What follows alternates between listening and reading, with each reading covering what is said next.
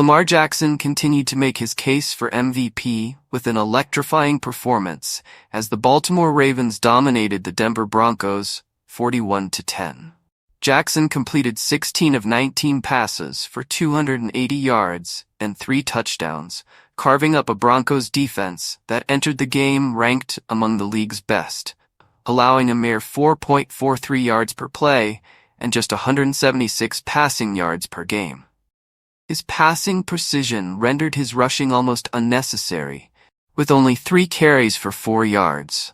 Running back Derrick Henry, a front-runner for Offensive Player of the Year, had high praise, calling Jackson MV3. He noted Jackson's dual-threat capability. If you want to take away him running the ball, he'll go over your head and throw it. He's the engine that makes this thing go.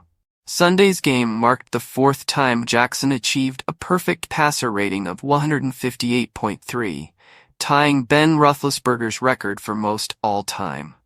After a brutal loss to the Browns, Jackson missed 2 practices but dedicated extra time in the film room with quarterbacks coach T. Martin. "I just knew what the assignment was," Jackson said, crediting preparation for his sharp performance.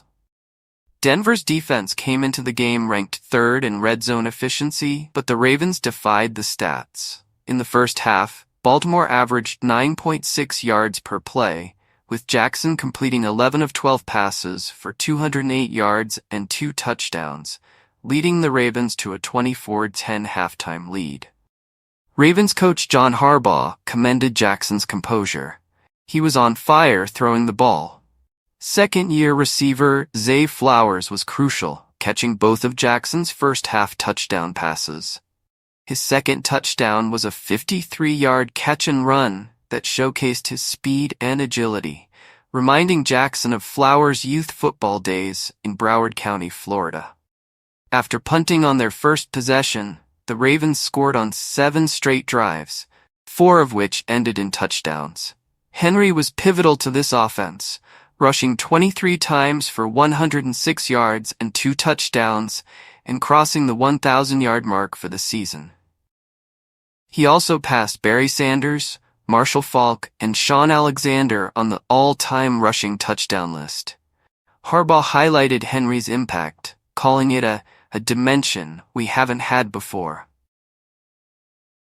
In a game that allowed Baltimore to rest Jackson in the 4th quarter, backup Josh Johnson stepped in to close out the game.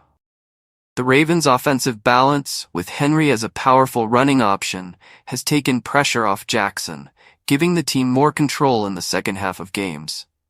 The victory was significant for Jackson, as the last Ravens-Broncos matchup in 2022 ended with him leaving early due to a knee injury, which cost him the rest of that season.